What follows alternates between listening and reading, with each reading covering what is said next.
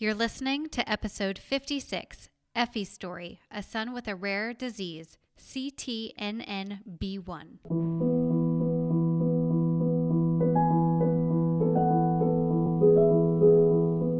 Hi, and welcome to the Child Life On Call podcast.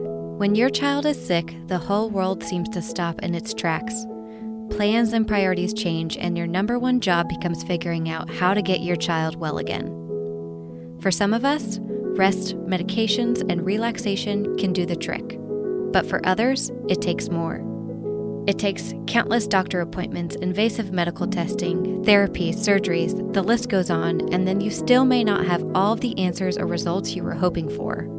This podcast features parents of children that have an illness or medical condition and gives them a place to share their own journeys and experiences.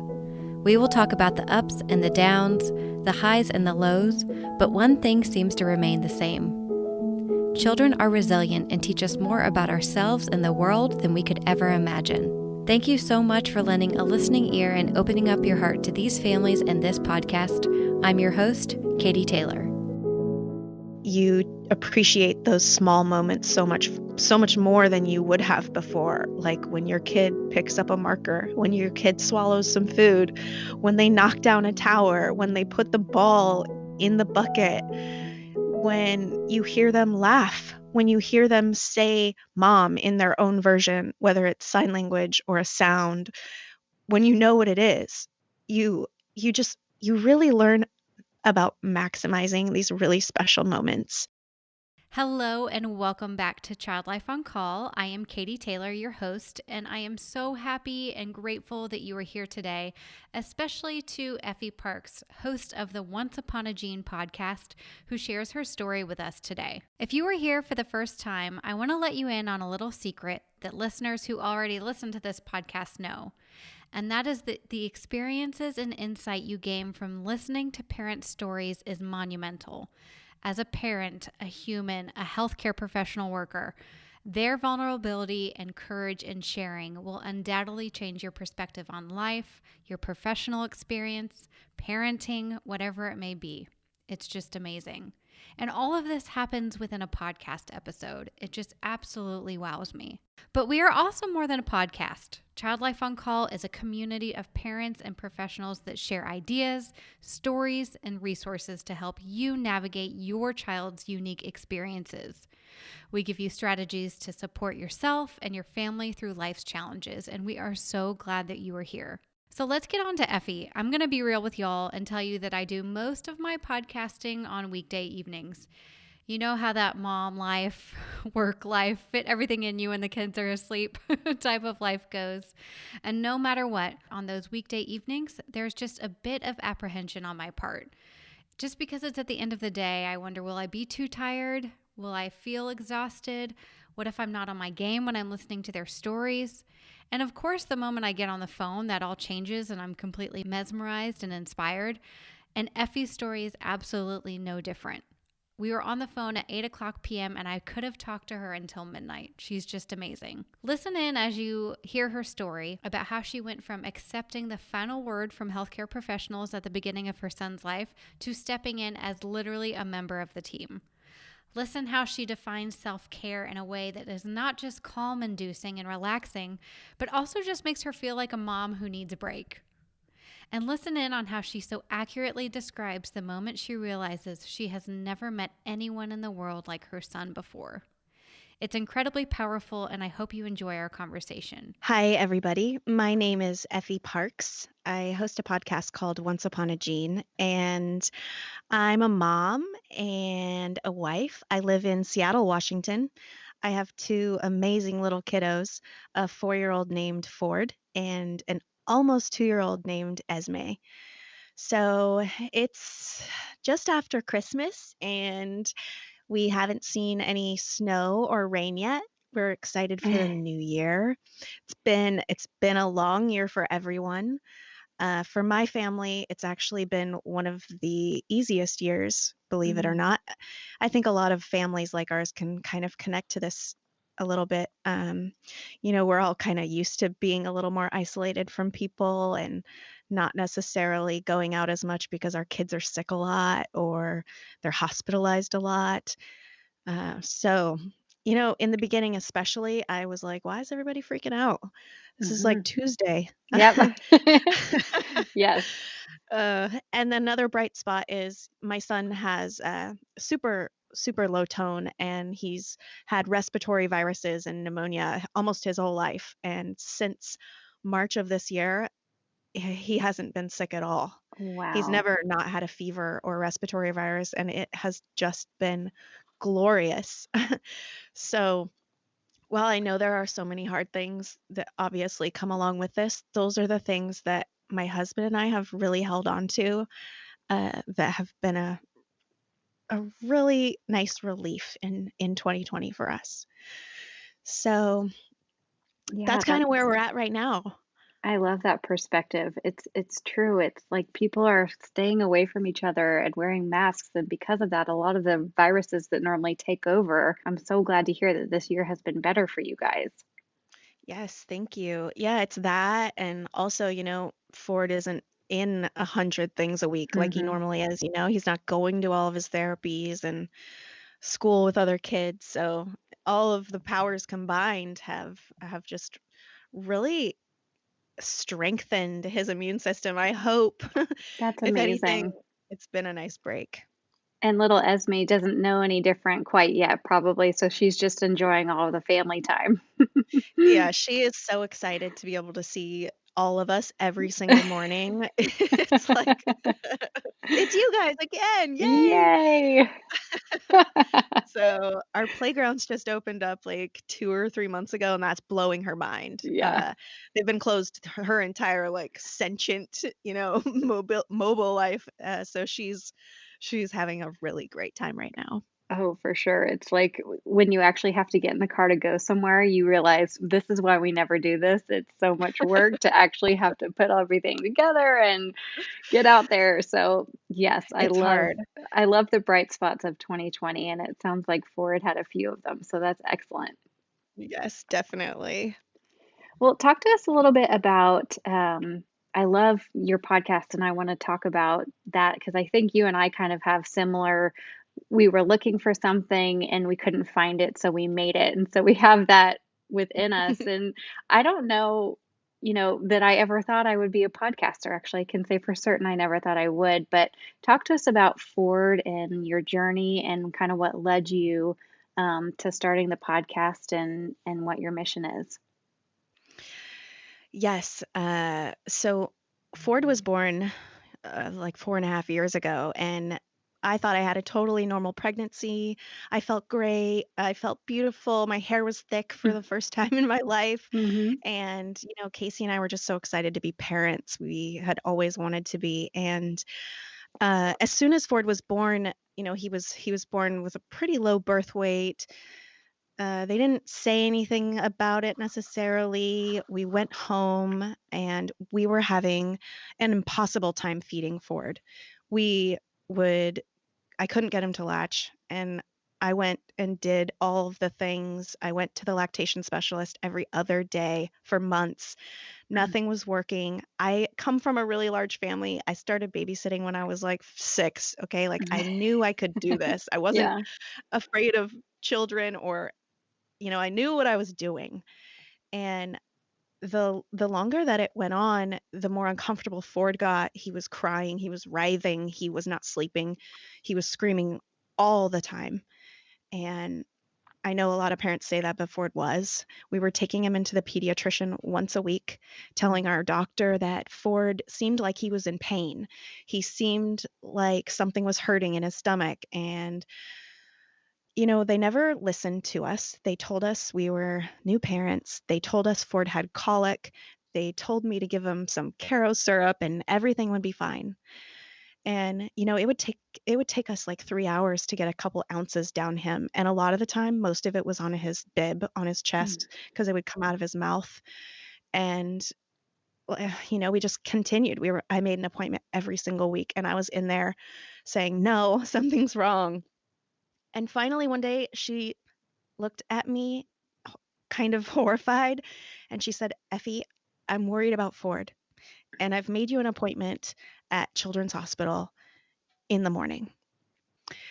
So I was so happy that she finally listened to me and that she finally heard me, but I was so mad. Oh, I was yeah. so I was so mad at her, and, um, it's almost like she was on her computer, and I realized that she kinda saw something, and hindsight, I was like, nobody ever gave me, like, that chart stuff that all the parents are always talking about. I never heard anything about Ford's chart. We only just talked about how he wouldn't eat and how he was crying, Right. and I just kinda thought, maybe she just actually looked at it and looked at the history and realized, "Okay, this is a big big red fire truck."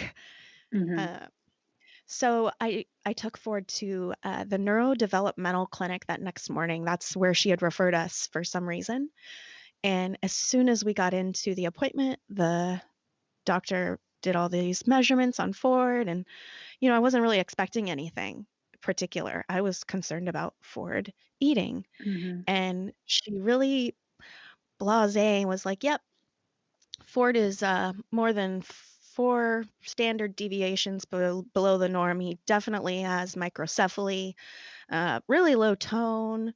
She just started rattling the stuff off like someone already told me, Mm. and nobody has ever told me that. And it's like a foreign language when she's saying these things to you. You have no idea what it means. Yeah, I had no idea what hypotonia meant. I had no idea what she was talking about. The only reason that microcephaly even clicked is because Zika was in the news a couple years ago, Right.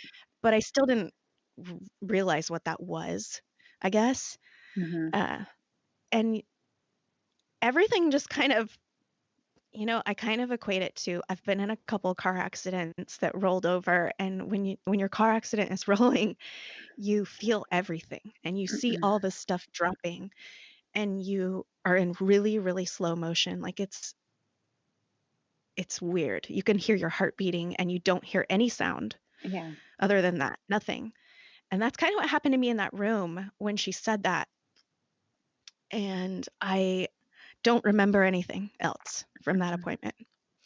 I know that we got called by that doctor, I guess later, or maybe they called my husband because I honestly have zero memory of the rest of that appointment. And we were told to bring Ford into the ER. So we did. We brought our little 4-month-old boy into the emergency room at Children's Hospital, and they admitted him immediately, and he stayed there for about a week.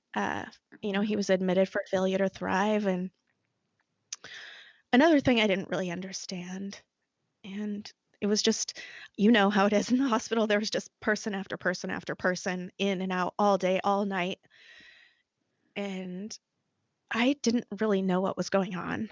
Mhm. It was like, I'll never forget it. It was really hard, and it was really scary, and I had never had any exposure really to, the medical world at all. I'm super healthy. I didn't even go to the doctor as a kid. Like, it just wasn't in my world, other than doctors and nurses are amazing and you do what they say. Mm. And, that was kind of the beginning of my learning curve of realizing that I had to advocate for myself and my child. And Mhm. I had to ask questions and I had to say no. And I had to find other answers because I was going with the flow so much in the beginning because I was trying to be polite and I was trying to do what the doctors told me or whatever. And I realize now, I realized pretty soon after actually that you can't do that. You can't do Mm-mm. that if you want to get help. And you can't do that if you really wanna know what's going on. So it was a big crash course for sure for us in the beginning. The car wreck equation makes so much sense because it's like your brain trying to make sense of trauma that your body is experiencing. So when you're Mm, in that doctor's room and they're saying all these words to you, it's like you're literally blindsided, right? You have no idea, totally. you cannot make sense of the words that are coming out.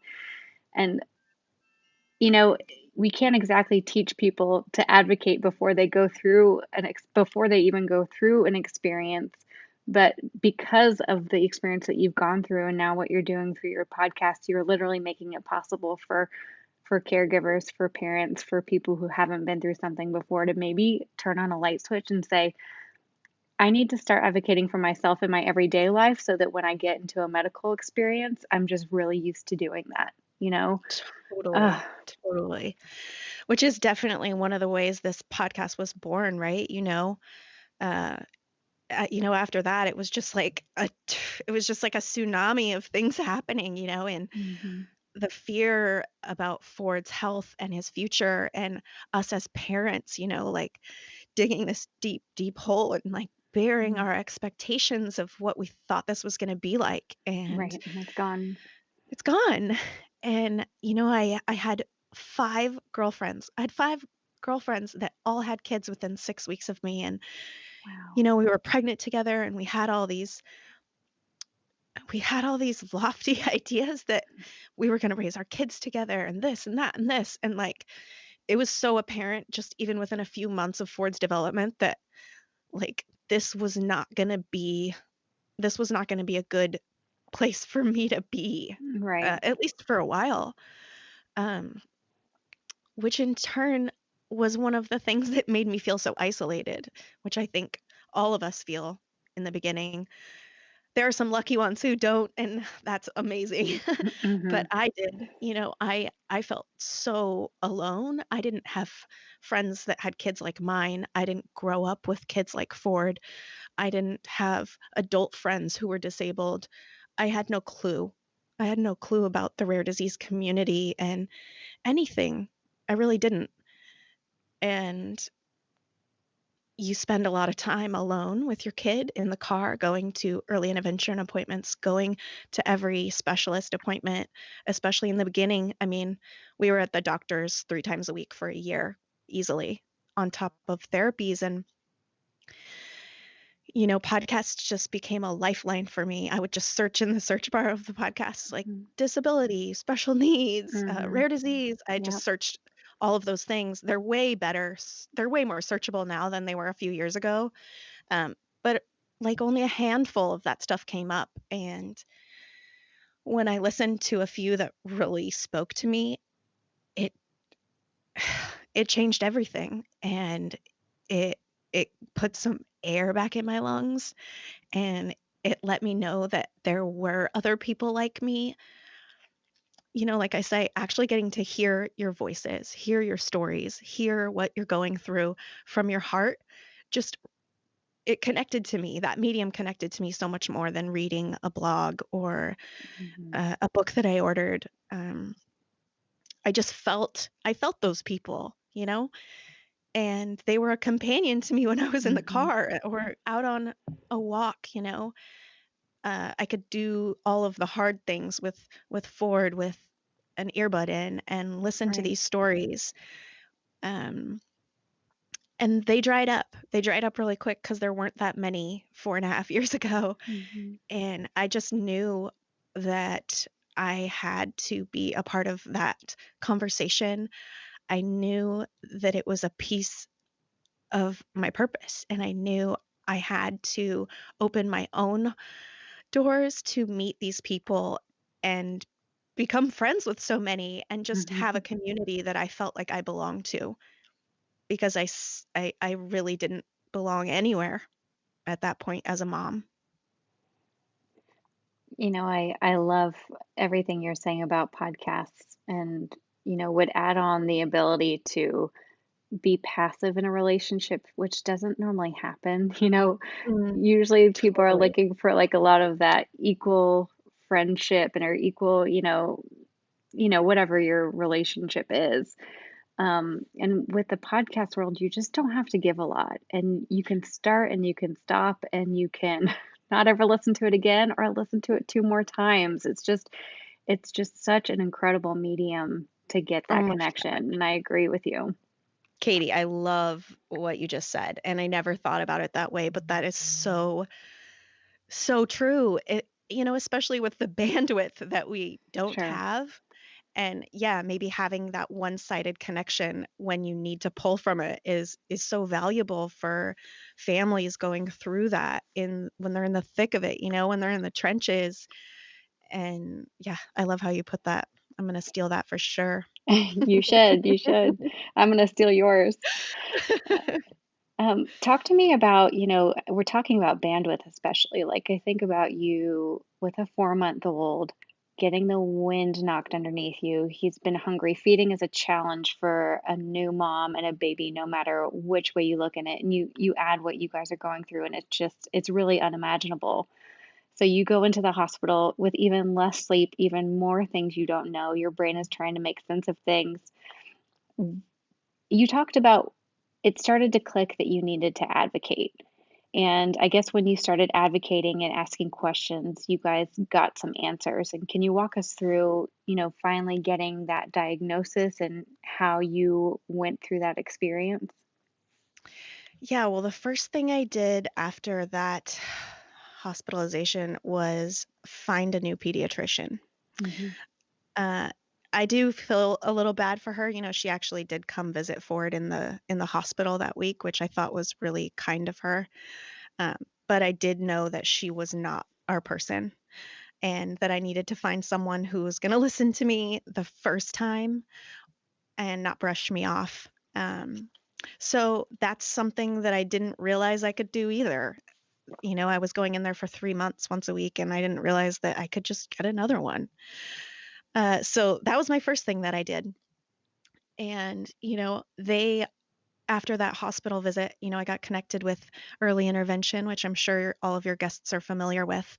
If your child has some form of developmental delay or whatnot, there are facilities in your communities that provide services to children before they're 3 years old, physical, OT, speech, all of the things. And those therapists were they were they were so special in so many ways to me, and so many have just remained my friends since Ford turned 3.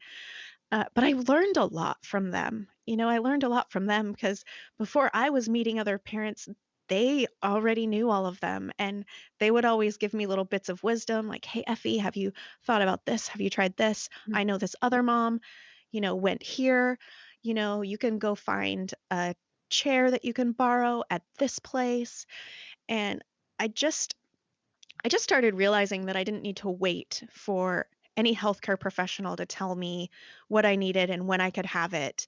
And I learned a lot from those therapists, honestly, and I started bringing that to my doctor's attention and getting referrals for everything that I was told that I should get, even though I didn't know it existed Hmm. until someone told me. So I just went in asking. I found a pediatrician that listened to me and really just did whatever needed to be done for Ford, and I adore him to this day. Um, so I started doing that. I I definitely didn't take failure to thrive and low tone for an answer. So I kind of started researching and discovered that I should get a geneticist referral, which I then got. And she was really wonderful too, and really pushed for a test for Ford, because she had her own idea of what she thought Ford might have. And I think it piqued her interest a little bit. So she helped push those tests through faster than I think they go through for other people sometimes. Um, so that happened, and we did get a diagnosis ultimately when Ford was about 16 months old. We had a whole exome sequencing test, and she called and she said, "Well, what I thought Ford had, he doesn't, but he does in fact have something." And then we had our meeting, diagnosis day. I think everyone else who's ever had that can relate to that Hmm. car accident moment. And she said, Ford has CTNNB1. He's 1 in 30 in the world. I could only find this one little paper on it, and it looks like some of the kids can take a few steps and some of the kids can say a couple words, but that's all I know about it. Wow. And that was it. And then She didn't really stay connected with me after that. I kind of kept in contact with her genetic counselor because she was a lot warmer and fuzzier and explained um, Right. a lot of resources that I could maybe look towards or something. Mm. So that's how that happened, and then it was back to Google, right? What the heck is this? My geneticist doesn't even know, nor does she seem to care because it's too rare to care. Right. So luckily, one of the parents who had a child with CTNNB1 had started a Facebook group, and right away she was wrong, just like I had seen a lot of people be wrong, and there were 50 people diagnosed with it. Hey, So uh, that was a gift to find that group, and there's almost 200 patients now that we've found with the diagnosis, and we find a couple every couple months, so our community's growing. is this within the US or within the whole world? Yeah, it's worldwide. Yep, Mm. CTNNB1 worldwide. You know, I think about being in the position of when when a doctor doesn't, or a physician or someone in a place of power, and I would say a lot of healthcare professionals, whether they believe it or not, are in a place of power when they're working with families. And it's hard not to take it personally when they don't get as invested in your child as you are. And of course, you understand they're your child, but it feels like, why aren't you screaming like I'm screaming? If this doesn't make sense to me, it doesn't make sense to you. It's like we're that little chip of human compassion and empathy, and just somebody sitting next to you and listening and walking through what you do know could totally change an Yeah, experience that you're having. Like, I'm thinking yeah, the pediatrician's office, I'm thinking this diagnosis day meeting that you had. It's both of those pieces were missed for you. And yes, it changes the way you look back at that. yeah. I was really, really angry for a long time. Um, like anger, I don't think I ever really had. I was so upset at that pediatrician. I was so upset at my prenatal care. I was upset at my appointment where the lady just assumed I had heard microcephaly and all this stuff, and she was talking about it like it was ABC. I Yeah. was I was really I was really hurt by all of these people who I had held in such high regard who didn't seem to care. But I did learn that you can find people that do care, Mm. and, you know, especially a lot of the healthcare professionals that are working with the doctors or with the geneticists or the nurses in the hospital or the therapists that are coming to your home, like, those were my bread and butter, like, those were my people. Yeah. So you guys receive the diagnosis and you get this amazing Facebook community, which I think can be a game changer. So if anyone is listening and they haven't gone into Facebook and typed in their child's medical issue, it's really, you don't even have to engage. That's another passive one that I like. But I'm sure, Effie, you will agree, like, take everything with a grain of salt. There may be some bad medical information, some, worst case scenarios. So you do have to protect your heart with that a little bit. But overall, I think really, really positive groups. Um, how did you guys take it from there to, I guess, present day? What's your rhythm like? What's your routine like with Ford? Yes, on the Facebook groups, go find them and make sure that you, yeah, pick and choose. You'll know right away the temper in each group and just leave if you don't feel right about it or if you're seeing stuff that's just really bringing you down. But Right. there are some really amazing ways to connect with people there. So day to day for us, like I said, it's so different. It's so different right now. And, unfortunately, Ford isn't getting a lot of the therapy that he's used to and that he should be getting and that he needs. So that's really hard and was really hard for us in the beginning to watch him regress a lot in certain ways. Um, Seattle has opened back up a little, so Ford gets to get back on his horse. He does hippotherapy once a week, which is incredible. And it's been something that's given Ford more core strength than any other therapy. Mm. He is currently getting to actually have speech therapy in person, which is amazing. We're trying to find which AAC device Ford is going to kind of work best with. So that's really exciting. He's showing a lot of promise in one of them, and I just can't wait to get it all squared away so Ford can have more independence in that way. Let's see. Days aren't as busy, right? We're not in the car as much. I get up, I take care of my 1-year-old obviously, and Ford's meds start right as he wakes up. He's G-tube fed, so I get all that stuff ready and I hook him up, and I hope he doesn't throw up. His meds Mm. and his food are always just a really fine balance depending on how he's doing. And Ford also wears his AFOs, so we pop those beddies on. And, depending on the day, Ford will spend some time in his stander. He will use his wheelchair. He has a super awesome red wheelie that he's so good at maneuvering around. He's way too much of a daredevil, and he's already went off an embankment and fallen over.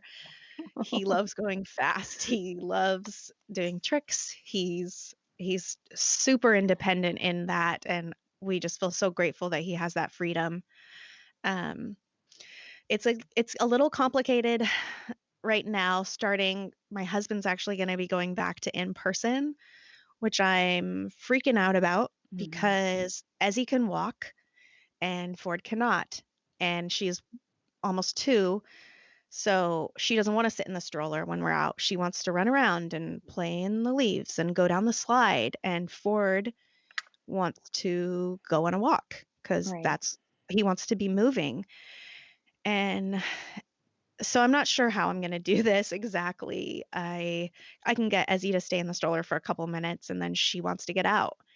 And I can't necessarily manage her and keep an eye on her and keep Ford happy. So any tips, parents? That would be great. I need a walking buddy, is what I've decided. You know what? It's making me smile right now because I'm going to read to you what you wrote to me. You said, bearing my own expectations.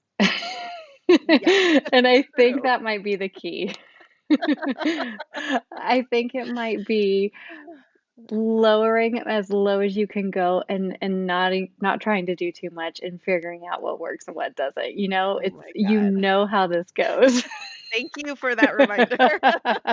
I'm like, you've got this. You already know this. You've written it Oh, down. madness. Thank you. Oh, I love you, that. no, that's true though. And I love that question, for a Facebook group, and putting it out there and seeing what other people have done. And they, gosh, people are so creative in what they can They come up are. with.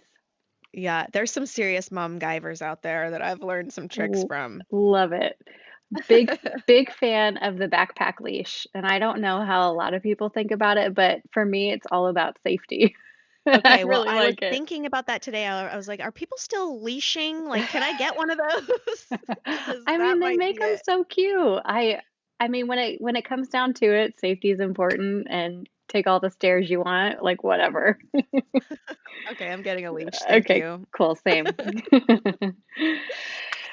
So, I think I know the answer to this and that it's podcasting, but I'd love to hear what else you do to take care of yourself. And the reason I ask is because, you've got so many different medications to think of. Like the normal mom brain can pick out, where the left sock is of the matching one that you saw under a cushion 8 days ago.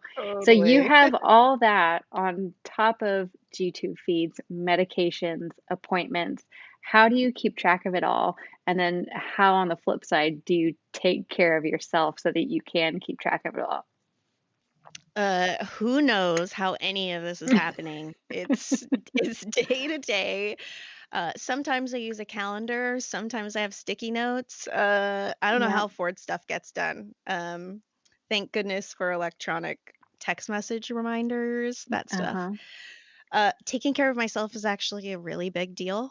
Uh, like, I don't know, maybe 2 years ago, I started realizing that that wasn't happening, and it showed up in my body, and I felt like I was choking all day, every day, and I couldn't take a deep breath. It felt like a scarf was tied around my neck, and I realized that it was showing up in my body because I wasn't taking care of myself and I wasn't dealing with the stress of our situation. So that was a big red flag to me, and um, I'm I feel lucky that I have a mom and a sister that are like super airy fairies, and they do a lot of body work and they do a lot of holistic stuff. And I called them and I was like, I need help. I'm coming over. I'm I'm flying to Salt Lake to see you because I'm not okay and I can't do this unless I'm okay. So I kind of just started there, like a hard reset. And Hmm. um, one thing my sister told me to do, I bought this big magnetic chalkboard magnet that goes all across the freezer on my fridge. And I drew 4 oxygen tanks and I put 4 things in there that I check off my list every day that make me better. So one of them is drinking water, one of them is eating something healthy, one of them is a breathing exercise that I've learned, and one of them is going outside. And they're non-negotiables for me. Those are the things that I found for myself I have to do every day to take care of myself. And I know they're small things, they're not these glossy, pretty self-care routines, but those things make me feel amazing, especially when I get to cross them off my list. I feel accomplished, I feel proud of myself, and they're all things that fill me up in some way. So those things I do every day, and they're staring at my face. I have beautiful, like, colorful chalkboard art that I did it all with. So like, it's there, and I can't ignore it. I love it. And that means your family can't ignore it either. They can help Totally, keep you accountable. totally. So that's one thing I do. Uh, I take a lot of walks. I listen to podcasts. I go on walks. Going outside helps me. I really do make time to hang out with one of my girlfriends. So that's something. Uh, Another thing I do is I lie to my loved ones and I tell them that I have to go on an errand to Target because there's a Mexican restaurant that's in the same parking lot. And I go there and I order a margarita and I get a taco salad and I eat chips and salsa. And nobody wants to go to Target with you. Nobody wants to do that errand. So like they're always like, "Oh, okay, yeah, I got the kids. Go to Target." And I That go is to that Mexican genius. restaurant while I can see Target through the window and I just chill. Oh, Sometimes I bring my headphones, sometimes I don't. And it's the best. Eating by myself in like one of my favorite places, yeah, I feel like $1,000,000 all day because I did something funny and sneaky and nobody knows my secret unless they listen to your episode. So I that just go to is genius. Target. Those are like my big things that I do, I think, for myself. I love that you use your people, and I think it not sorry, not in a bad way. You use the No. people who are wanting to give you support, and it can be Yeah, hard to let go when you've got a kiddo with a lot of chronic issues and medications, because nobody is going to do it as well as you can. So finding that trust and that balance, but knowing that you need to go out, it's just as beneficial. totally. And I hear that a lot from other parents, like, no, nobody knows how to take care of his trach or his G tube or this or that. And I'm like, yes, they do. Hmm. Teach someone to do it. They can do it. They might not do it exactly the same way as you, but you can go to Target for an hour while they do that, and it'll be fine. Absolutely. And I'm sure that takes just a little bit of practice to get used to it and come home and see everything's okay. Yeah, and that's an offshoot of so many things, right? Like learning how to accept help is a big part of being in this community, right? And having a kid like ours is just accepting it, graciously accepting it, and really kind of twisting that table sometimes if you have to and think about when I offer this to someone, I don't want them to feel like I would be put out by helping them. Like, I would never want you to feel that way. So other people don't want to feel that they don't want you to feel that way either. Like, they're genuinely trying to find ways that they can help you. So let them help. I love that. I'm thinking about Ford and I just laugh about him being a little daredevil and just, little 4-year-old boy wanting to go fast. I adore that. Oh my Um, gosh. can you even put into words what he has taught you since he came into your life 4.5 years ago? It's like what hasn't Ford taught me is more like it. Mm-hmm. I mean, all of the things that every special parent will tell you, right? Like,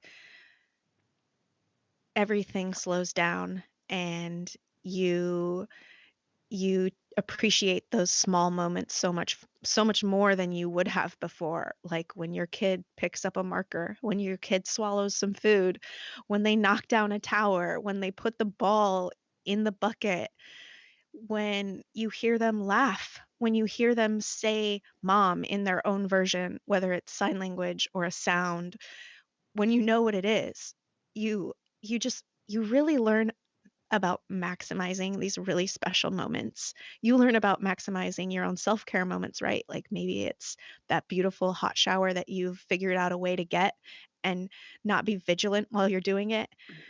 And you learn how to take things in smaller bites that you can absorb and really kind of savor. So he taught me how to do that. He taught me how to just ground myself a little better and not sweat the small stuff, right? Like cliche, but so true. I feel like so many parents like us can laugh off a billion times more things than we could have before. Mm.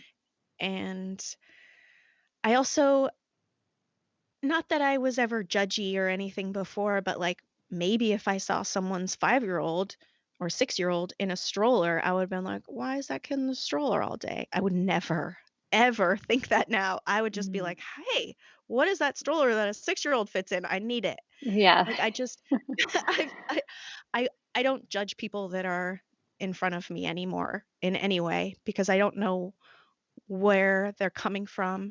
I don't know what they're dealing with. I don't know how far they've come.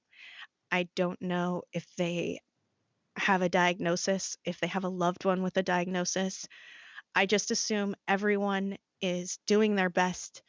And when you can really show up for people in that way, even if it's just a hello rather than shifting your eyes away and maybe ignoring them because you think that it would be uncomfortable. I've learned a lot about stuff like that. I've learned so much deeper empathy than I even had before, for people, and I'm grateful to Ford for that, um, because I think I am so proud of the mom I get to be now than maybe the mom I would be if Ford didn't have a diagnosis. If I was just skating along, living that, expected motherhood path that I thought I was going to live, I'm not sure if I would have noticed a lot of this small stuff. Man, all I can think is that you, and by way of Ford, are gifting all of these things to everybody who is listening right now. And just the specific examples you're giving about not judging the 6-year-old in a stroller, not judging the mom who's letting their kid do screen time. You just have no Totally. idea what is happening on the other side. And the way you're able to articulate all of this for the listeners to hear today is just incredible. And for me, I'm just so grateful to you. Well, I'm grateful to you and podcasts like this and communities like this because I don't I don't know if I would still feel like I was choking if I hadn't found it, you know what I mean? Definitely. It's important, and it's you never know who's listening. Well, speaking of listening, how can I know everybody's going to run and absolutely just type in your name and your podcast in? So tell us all I about wish. how we can get to you and listen to you more Thank and follow you. along with you. Yes, tell us everything. So my podcast is called Once Upon a Gene with a G. It's onceuponagene.com. I'm on Instagram, Facebook, and Twitter, and LinkedIn.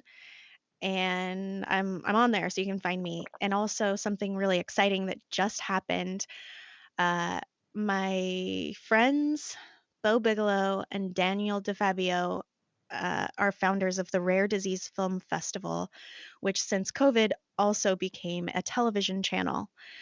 Oh. So if you don't know, you need a Roku or an Amazon Fire. Download the Disorder Channel. It is such an incredible and beautiful resource. There's rare disease films. A lot of them are short and digestible. There are some long ones. There are some comedies even, but it's the only way to see films like this. And they're bringing them to the screen for people all around the world to watch. They're raising awareness for different diseases. The channel's amazing. Go find it. But Once Upon a Gene just became a TV show also on that channel, which it's like an interactive talk show. So it's a little different than the podcast. It's more like useful takeaway stuff, and we have a different guest every week. We've only published one episode so far, our Christmas episode that's out. So check it out, follow along.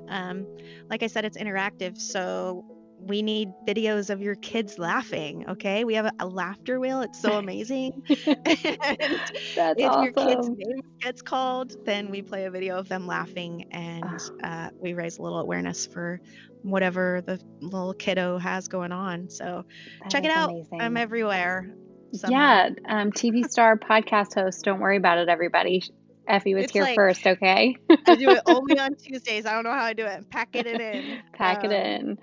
Well, good for you. And I am definitely going to go check that out. And we'll link to all of that stuff in the show notes page. So hopefully people can just click and go and watch and enjoy and learn more from you and all the great resources that you're bringing to the table.